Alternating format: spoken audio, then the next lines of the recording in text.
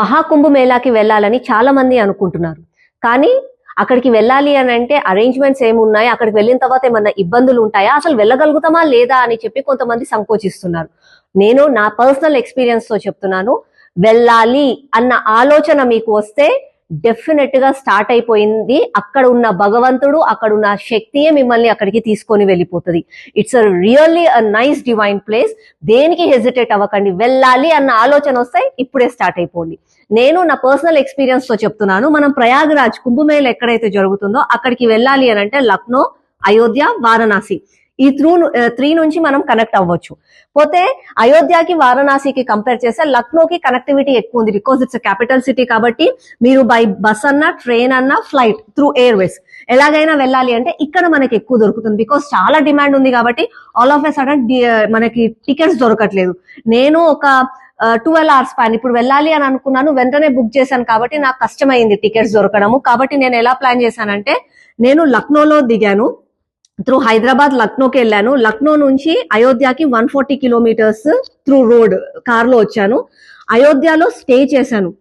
అసలుకి నేను అయోధ్యకి వెళ్ళిన తర్వాత నేను రిటర్న్ టికెట్స్ బుక్ చేసుకోలేదన్నమాట. ఎందుకు అని అంటే అయోధ్యలో క్రౌడ్ ఉంటుంది, ప్రయాగ్రాజ్ లో క్రౌడ్ ఉంటుంది, అసలు దర్శనం కావాలంటే ఎన్ని గంటలు పడుతుంది, ఎన్ని రోజులు పడుతుంది అని భయపడ్డాను. కానీ యూ వోంట్ బిలీవ్, లక్షల మంది జనాలు అయోధ్య భవ్య రామ్ మందిర్ లో ఉన్నారు. కానీ నా దర్శనం గంట సేపట్లో అయిపోయింది. అక్కడ ఎలాంటి అంటే ఆపడాలు అలాంటివి ఏమీ లేదు. యూ పీపుల్ విల్ అంటే పోతూనే ఉంటాము, దివ్యంగా మనకు దర్శనం చేసుకుంటాము, బయటికి వచ్చేస్తాం. చాలా easy and it's really a nice experience.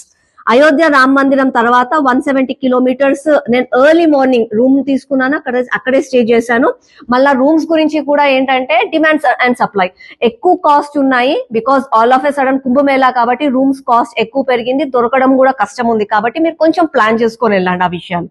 అయోధ్యలో నేను ఎర్లీ మార్నింగ్ 4 o'clock 5 o'clock ఆ టైంలో లేసి త్రూ రోడ్ 170 kilometers 4 hours లో డ్రైవ్ చేశాను. డ్రైవింగ్ కూడా చాలా ఈజీగా ఉంది, ముందులాగా అలా ఏమీ లేదు. రోడ్స్ బేస్ చాలా బాగున్నాయి, ఈజీగా డ్రైవ్ చేసుకొని వెళ్ళిపోవచ్చు. తర్వాత ప్రయాగ్ వెళ్ళాను, కుంభమేళాకి వెళ్ళిన తర్వాత అక్కడ నేను నది స్నానం చేసిన తర్వాత మళ్ళా అక్కడ నుంచి విత్ ఇన్ 1 hour ఆ టైంలో 130 kilometers ట్రావెల్ చేసి వారణాసికి వెళ్ళాను. 3 hours డ్రైవ్ అది. వారణాసిలో నేను స్టే చేశాను. వారణాసిలో స్టే చేసిన తర్వాత మళ్ళా నేను నెక్స్ట్ డే లక్నోకి వచ్చాను బై రోడ్. వచ్చి నేను లక్నో నుంచి ఫ్లైట్ తీసుకొని వచ్చాను. ఎందుకనంటే నేను సడన్ గా ప్లాన్ చేశాను కాబట్టి నాకు వారణాసిలో కానీ అయోధ్యలో కానీ నాకు ఫ్లైట్ టికెట్స్ దొరకలేదు. నేను ఇదంతా జర్నీ మంచి దర్శనము, వారణాసిలో ఒక 2 గంటలు అయింది శివుని దర్శనానికి. ఇవంతా అయిన నాకు టైం వచ్చేసి 60 hours. 60 hours లో నేను ఇదంతా జర్నీ కంప్లీట్ చేసుకున్నాను. పర్ హెడ్ అంటే నేను త్రూ ఫ్లైట్ వెళ్ళాను, అది కూడా లాస్ట్ మూమెంట్ లో బుక్ చేసుకున్నాను కాబట్టి నాకు 35,000 rupees పడింది సుమారుగా. అండ్ ప్రయాగ్రాజ్ కి వచ్చిన తర్వాత అసలుకి 25 kilometers దూరంలోనే మీకు ఒక ప్రపంచం, ఒక దైవానికి ఏంటి అన్నది అక్కడ మనకు కనిపిస్తుంది. చాలా మందికి చాలా అంటే 25 kilometers ముందు ఆపుతున్నారంట, అదంట ఇదంట, అంత దూరం నడవాలా అని ఆలోచిస్తారు. మీరు నడవడాని గురించి ఏమి హెసిటేట్ అవ్వకండి. అరేంజ్మెంట్స్ గురించి అయితే అసలు భయపడకండి. ద గవర్నమెంట్ యూపీలో ఉన్న Yogi Adityanath has made wonderful thing. మీకు అక్కడ ఒక ఎలాంటి అంటే డిజిటల్ AI అన్నిటిలో ఉంది. మనం ఎక్కడ ఏది ప్రాబ్లమ్స్ లేవు, అన్ని దగ్గరలలో టాయిలెట్స్ ఉన్నాయి, టెంట్స్ ఉన్నాయి, ఎలాంటి ప్రాబ్లం లేకుండా ఈజీగా వెళ్ళిపోతారు. సో ప్రయాగరాజ్ అంటే జనరల్ గా చెప్తున్నాను, దిస్ ఇస్ అ థింగ్. అయితే ఇక్కడ ఏంటంటే సెక్టార్స్ ఉంటాయి. అంటే this will be for the parking. ఇది పార్కింగ్ కార్నర్స్ లాగా. పార్కింగ్ కార్నర్స్ పక్కనే టెంట్స్ ఇచ్చారు. అదే టెంట్స్ లో పక్కన మళ్ళీ మనకి టాయిలెట్స్ అవి ఉన్నాయి. మళ్ళా ఇదంతా రోడ్. ఇలా వచ్చిన తర్వాత ఇక్కడ కార్నర్ కి వస్తాం. ఇవన్నీ టెంట్స్, ఇట్లా మధ్యలలో పార్కింగ్స్ ఇచ్చారు.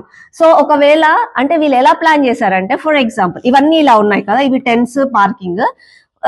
ఎవరన్నా ఫస్ట్ వచ్చిన వాళ్ళు, తొందరగా వచ్చిన వాళ్ళు, ఆ టైంలో క్రౌడ్ లేదు ఏమీ లేదు అన్నప్పుడు కార్ ఇక్కడ పార్క్ చేస్తారు. అయితే ఇక్కడ నుంచి మీరు సంగమంకి వెళ్ళాలి, ఎక్కడైతే స్నానం హోలీ డిప్ చేస్తున్నామో అక్కడికి వెళ్ళాలంటే సుమారు 2 kilometers మాత్రమే. అదే ఇక్కడ పార్కింగ్ ఫుల్ అయిపోయింది. ఫుల్ అయిపోయిన తర్వాత ఇక్కడికి చేస్తారు, ఆ పార్కింగ్ ఇక్కడికి షిఫ్ట్ చేస్తారు. ఆ పార్కింగ్ ఇక్కడికి షిఫ్ట్ చేసినప్పుడు ఇక్కడ నుంచి మళ్ళా సంగమంకి వెళ్ళాలంటే ఒక 3 కిలోమీటర్. అలాగే కొన్ని స్లాట్స్ చేశారు. ఇవన్నీ ఎందుకు చేశారంటే తొక్కిసలాట్ అవ్వకూడదు, అందరూ ఈజీగా వెళ్ళాలి, హోలీ డిప్ చేసుకొని రావాలి అని చెప్పి. మళ్ళీ ఇదంతా ఎలా చేస్తున్నారంటే దే ఆర్ డూయింగ్ సర్వే, అంటే ఏరియల్ సర్వేస్ రెగ్యులర్ గా జరుగుతున్నాయి, దాన్ని బట్టి వాళ్ళు చూసి షిఫ్ట్ చేస్తున్నారు. ఈజీగా నడుచుకుంటూ వెళ్తాము. 5 కిలోమీటర్ల దగ్గర కూడా మీ కార్ ఆపినా ఇక్కడి నుంచి ఇక్కడికి నడవాలి అని హెసిటేట్ అవ్వకుండా ఈజీగా వెళ్ళిపోతారు. మీకు నడవలేకున్నా సరే మీరు ఈజీగా వెళ్ళిపోతారు. ఆ శక్తి మిమ్మల్ని అక్కడికి తీసుకొని వెళ్ళిపోతుంది. వన్స్ యూ రీచ్ సంగం, చాలా మంది ఇక్కడే హోలీ డిప్ చేస్తున్నారు. లేదు అని అంటే ఇక్కడ త్రివేణి ఘాట్ అని ఉంటుంది, మీ అందరికీ తెలుసు. ఎక్కడైతే 3 రివర్స్ కొలైడ్ అవుతాయో ఆ త్రివేణి ఘాట్ కి వెళ్ళాలి అని అంటే ఇక్కడ బోట్స్ ఉంటాయి. ఆ బోట్స్ మన గంగా నది కాశీలో ఎలా ఉంటాయి అలాంటి బోట్స్ ఉంటాయి. ఆ బోట్స్ ని తీసుకొని ఇక్కడికి రావచ్చు. ఇక్కడికి వచ్చిన తర్వాత మీరు స్నానం చేసి మళ్ళా ఇక్కడికి వెళ్తే మీకు ఇక్కడ చేంజింగ్ రూమ్స్ అవన్నీ ఉన్నాయి, యూ కెన్ చేంజ్. అంటే ఇక్కడ నుంచి ఇక్కడికి రావడానికి బోట్, అది కూడా మళ్ళా సేమ్ అక్కడ మీరు 300, 400, 500 అన్నది అక్కడ ఆ టైంలో మాట్లాడుకోవాలి. క్రౌడ్ ని బట్టి దాన్ని బట్టి మాట్లాడుకొని రావాలి. ఇక్కడికి వచ్చి సంగమంలో మంచిగా హోలీ స్నానం చేసుకోండి, కుంభమేళాకి వెళ్ళండి. It's a life time experience. 144 years లో ఒక్కసారి వచ్చింది. ఇది మన ధర్మం, మనది. ఆ శక్తి మిమ్మల్ని తీసుకెళ్తుంది. మనసులో ఆలోచన వస్తే చాలు, బ్యాగ్స్ తీసుకొని వెళ్ళిపోండి.